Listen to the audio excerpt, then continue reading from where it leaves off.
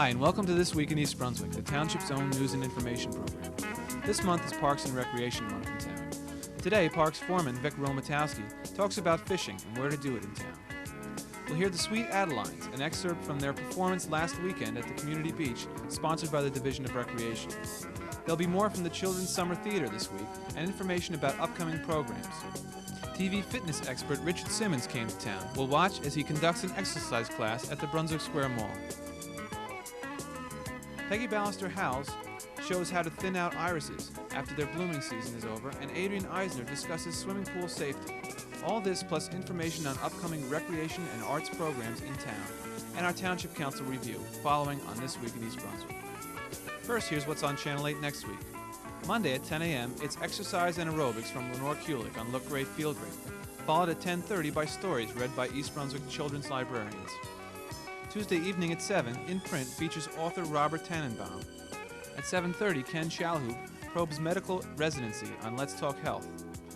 You and Your Money with Paul Hansen looks at the future of mutual funds at 8, followed by John Runyon highlighting the Chamber of Commerce on business bylines at 8:30. Wednesday evening at 7:30 on Spotlight on Education, Dr. Joseph Sweeney discusses special education in East Brunswick schools. And at 8, it's 18 Growing Up in East Brunswick with Stuart Davis, this month asking what teens do. We'll be back next Thursday at 7 and 8 with an all-new This Week in East Brunswick, and at 7:30, it's Psychology in Action. Now here's some information for local fishermen. Hi, I'm Vic Romanowski, East Brunswick Parks Department Foreman, and I'm also a Deputy Conservation Officer for the New Jersey Division of Fish and Game's Law Enforcement Division.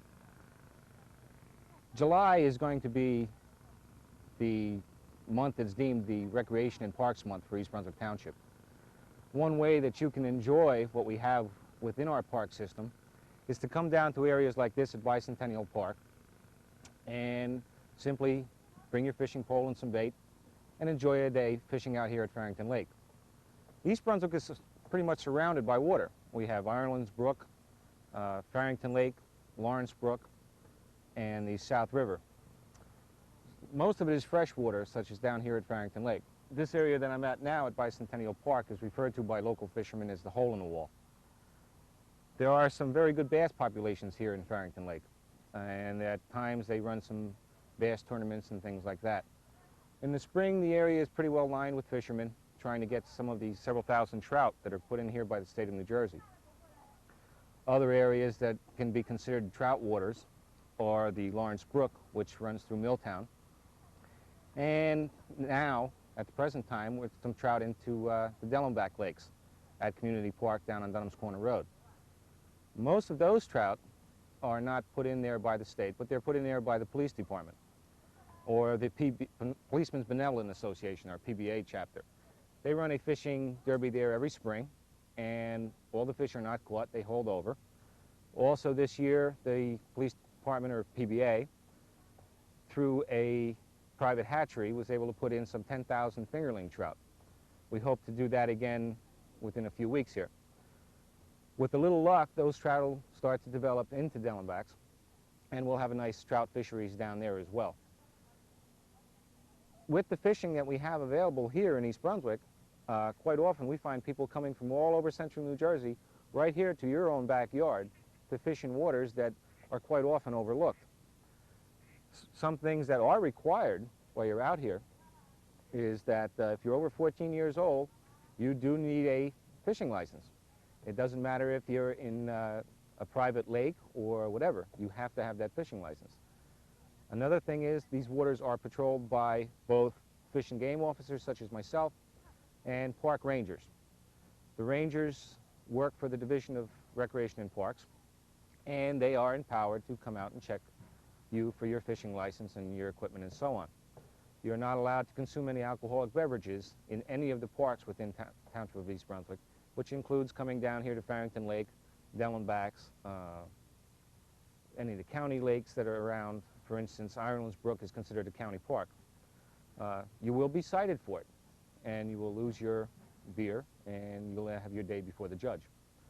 What we're trying to do is to cut down on things like litter and contamination of our waterways through beer cans, paper bags, things like bait containers that are left on the side of the lakes like this. I just picked this one up on the way out here today. It still has bait in it. When you're done with things like this, dispose of them properly into a receptacle. Don't bring any beer, bring some soda, some juice, things like that, do you fine.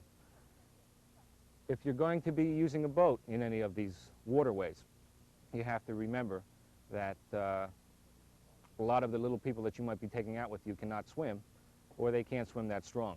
You get an area that's the size of Farrington Lake here, and your boat decides to turn over, the chances are somebody's going to be lost. It's happened here before, it's happened to Dellenbach's before. You use a flotation device. If there's a flotation jacket available, put it on the child while you're going out. They might complain about it in the beginning, but they'll be with you for a long time afterwards if you do have an accident.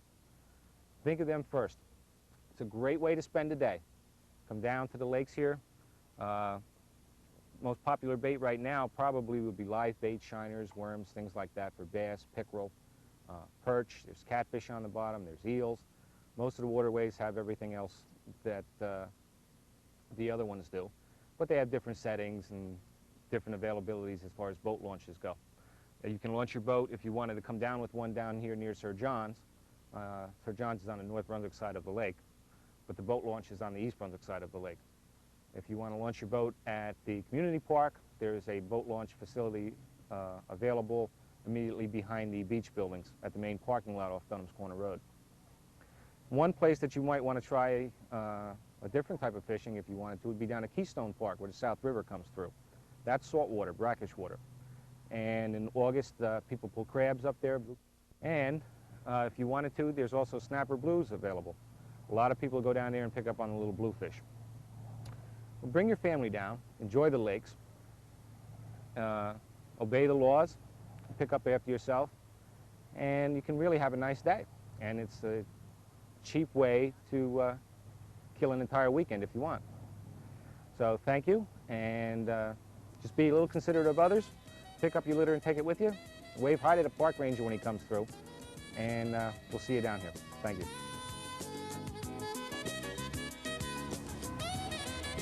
Hey, Karen. Yeah? This is really neat. It is neat. Boy, I love doing this. This is work. Yeah, yeah. Hi, you steer. I'll navigate. You bet your sweet Bippy. I saw what happened when you did the steering before. You know what I think we ought to do, though? I think we really ought to tell them about the next concert down here at the community beach. But before that, how about telling them who sponsors it with us? That's right. We're partially funded by the Provident Bank of New Jersey, and we're really very grateful to them because it has made possible this wonderful series of concerts this summer. That's right, and it is exceptional, I think. It is certainly Every is. year, I think it gets a little bit better. So. Right. Okay, now on to the real down-to-earth facts. On July 17th, that's a Sunday evening, 7 o'clock sharp, down here at the East Brunswick Community Beach, why, we'll have another great group, and they're the Manhattan Singers. That's right. Remember what happened to them last year? We don't want to say this, folks, but rain. You know what happened to us all last year? Rain.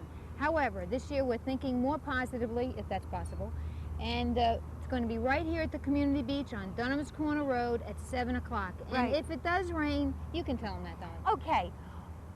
If it rains, we will be up at the Senior Center. Now, in our last little promo, we told you where the Senior Center is. That's right. And it's up next to the library in the municipal complex.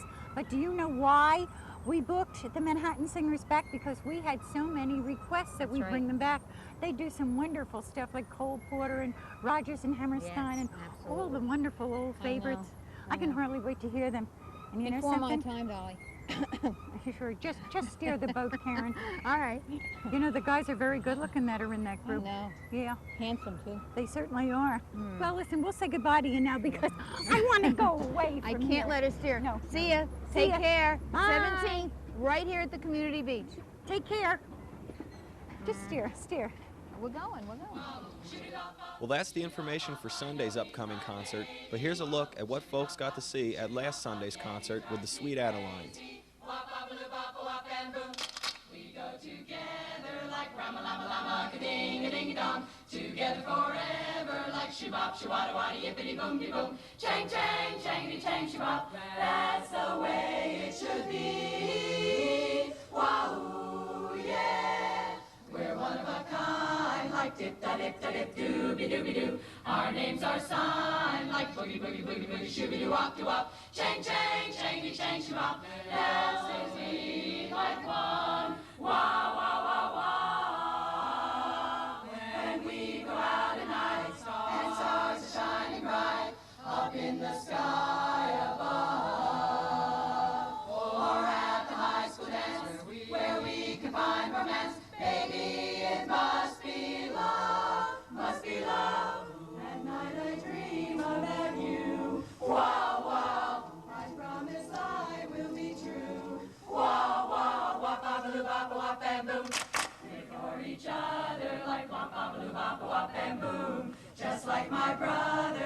sha-na-na-na-na, yippity-boom-de-boom. Chang, chang, changity, chang, shabop. We'll always be together, yeah, together forever.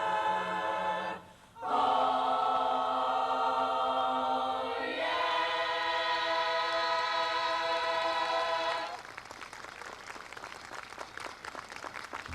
My daddy was a ragtime trombone player. My mommy was a ragtime cabaretier. They met one day at a tango tea. There was a syncopated wedding, and then came me.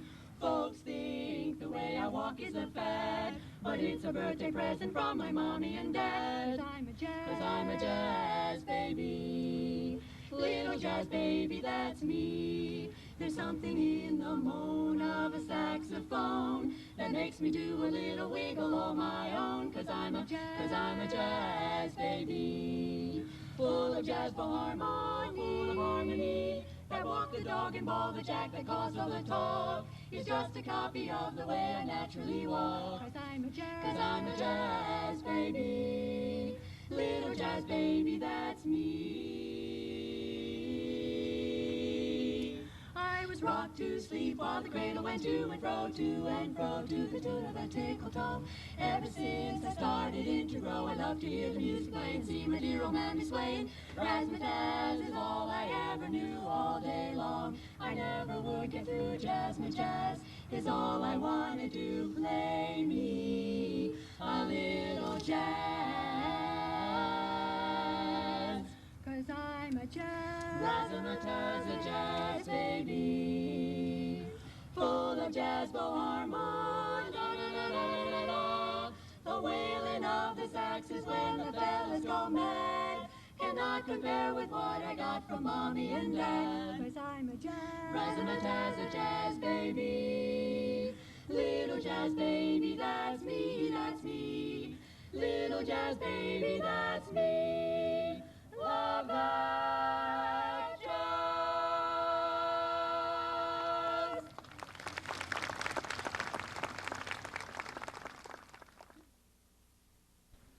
Also singing at the East Brunswick High School were performers for Talent Town USA, Friday's Children's Theater presentation.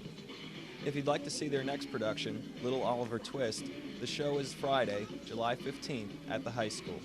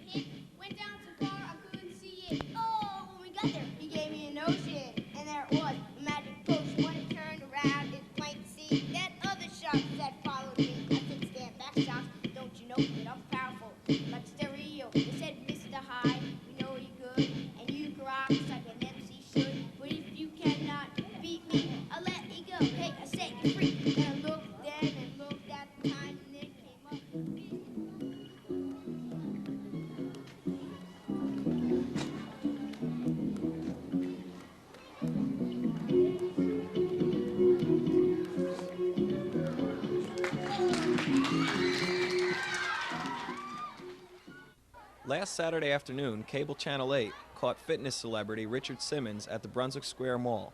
About 300 people, many East Brunswick residents, turned out to join Simmons for an hour-long fitness program. Simmons wasted no time in getting the crowd into action and began by inviting all children present up onto the stage with him. How y'all doing? Are you ready, kids?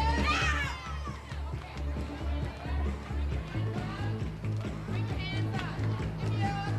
Next up for some aerobic dance were local teenagers. Take it back. Hello. How are you? You'll be up here soon. Yes, you will. Simmons kept the pace up by inviting single women from the crowd to work out with him.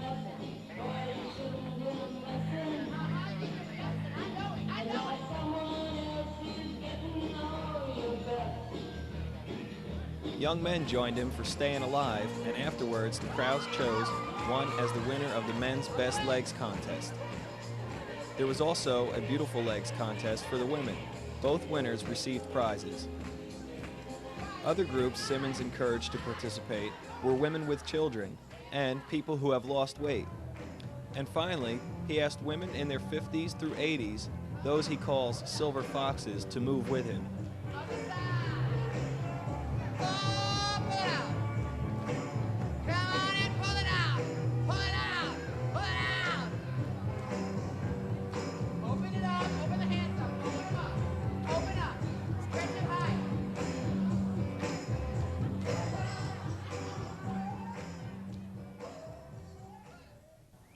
Hi, this is Pegi Ballister Howells, your Middlesex County agricultural agent, and we're here in the backyard under the shade of the giant ailanthus tree with some irises.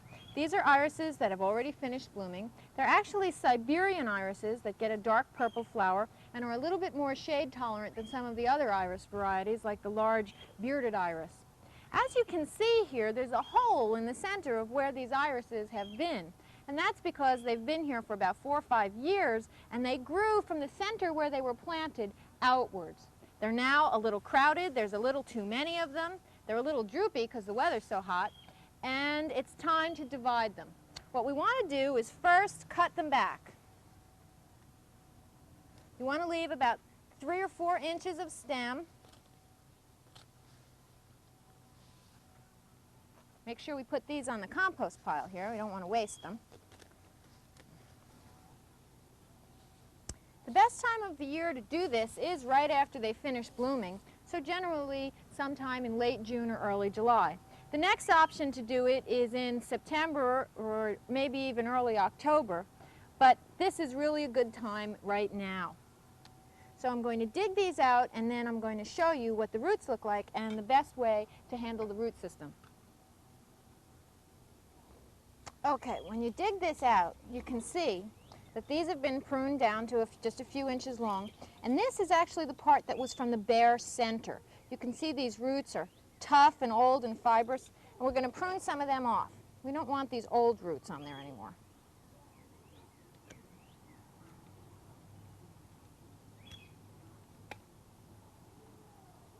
I think I want to break this part into 2 separate clumps. You can see all of these rhizomes that have spread. You can see here, this is where they started from a central point right here, and they branched off into all of these individual little plants.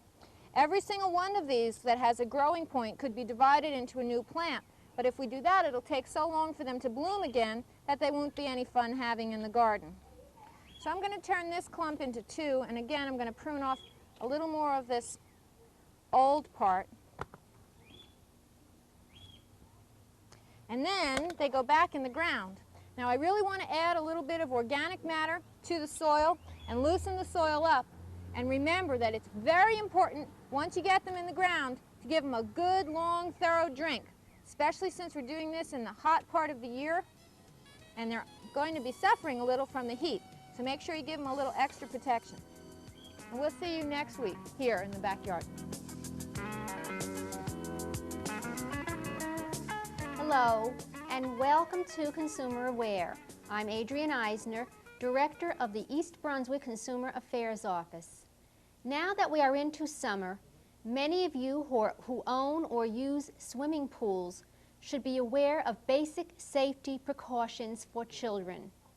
According to the Consumer Product Safety Commission, an estimated 300 children under the age of 5 drown each year in residential swimming pools and spas. Here are some important tips. Make sure that all doors leading to the pool area are closed and locked. Young children can slip away and into the pool. Do not consider young children drown-proof because they have had swimming lessons. Young children should always be watched carefully while swimming. Do not use flotation devices as a substitute for supervision. Instruct babysitters about potential hazards to young children in and around swimming pools and the need for constant supervision. Completely fence the pool. Position latches out of the reach of young children. Keep toys away from the pool area because a young child playing with toys could accidentally fall into the water.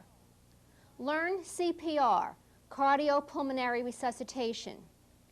Place tables and chairs well away from the pool fence to prevent children from climbing into the pool area. Diving injuries can result in quadriplegia, paralysis below the neck, to divers who hit the bottom or side of a swimming pool. Divers should observe the following precautions. Never dive into above-ground pools. They are too shallow. Don't dive from the side of an in-ground pool. Enter the water feet first.